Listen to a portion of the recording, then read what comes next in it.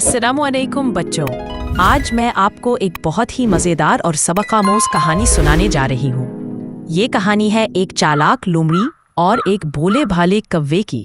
तो चलो बच्चों, आंखें बंद करो और मेरे साथ जंगल की सैर पर निकलो। देखो, दरख्त हिल रहे हैं, परिंदे गीत गा रहे हैं और कहीं दूर एक कौवा बैठा है अपनी चोंच में पनीर लिए। एक घने जंगल में एक चालाक लोमड़ी रहती थी। उसकी दम घनी, आंखें तेज और दिल में हमेशा कोई ना कोई चाल छुपी होती थी। लोमड़ी जंगल में घूमती रहती और मौका मिलते ही दूसरों को धोखा देकर अपना पेट भरती। एक दिन सूरज की नर्म रोशनी दरख्तों के पत्तों पर चमक रही थी। परिंदे गीत गा रहे थे। ऐसे मैं एक कौवा ऊंचे दरख्त पर बैठा था। उस कौवे की चोंच में एक बड़ा सा पनीर का टुकड़ा था। वो किसी गांव के घर से चुरा कर लाया था और अब मौजे से उसे खाने वाला था। कौवा खुशी से बोला, आज तो मजा आ जाएगा, ऐसा नरम पनीर तो मैंने कभी नहीं खाया। उसने पनीर को चोंच में मजबूती से दबाया और किसी को देखे बगैर दरख्त की शाख पर बैठ गया। लेकिन किस्मत को कुछ और ही मंजूर था। लोमड़ी वहां से गुजर रही थी। उसने ऊपर देखा और कौवे की चोंच में पनीर चमकते देखा। लोमड़ी की आंखों में लालच की चमक आई। आहा, कितना मजेदार टुकड़ा है, अगर ये मेरे हाथ लग जाए तो पूरे दिन का खाना तैयार हो जाए।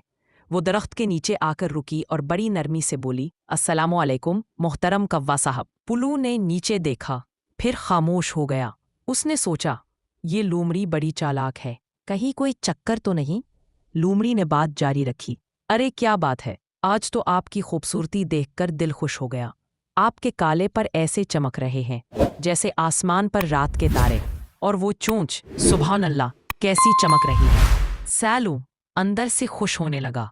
उसने दिल में सोचा, तारीफ तो अच्छी कर रही है, लेकिन पनीर नहीं गिनवाना। लोमड़ी जानती थी कि तारीफ से अक्सर लोग फंस जाते हैं।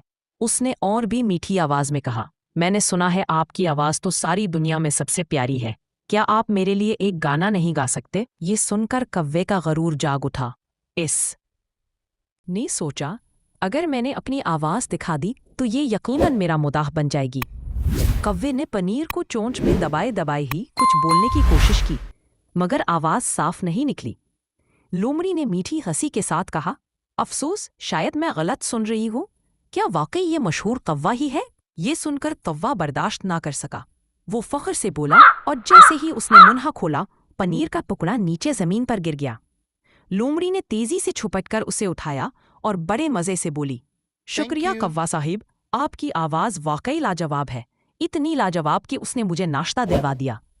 कौवा ऊपर से गुस्से में चलाकर बोला, ए लोमड़ी, तुमने मुझे धोखा दिया। लोमड़ी हंसते हुए बोली, नहीं प्यारे कौवे, मैंने कुछ नहीं किया, बस तुमने तारीफ सुनकर अपनी अकल का दरवाजा बंद कर लिया।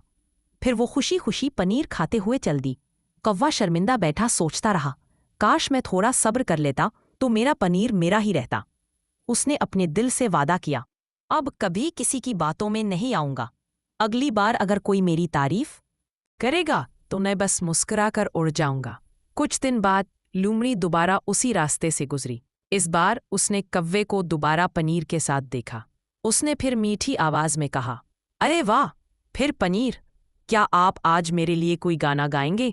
मगर कौवा चुप रहा। लोमड़ी ने फिर कहा, क्या हुआ, आपकी आवाज चली गई क्या? मुस्कुराकर बोला, बिताने। नहीं लोमड़ी बहन, मेरी आवाज भी है और अक्ल भी, आज तुम खाली हाथ ही जाओगी।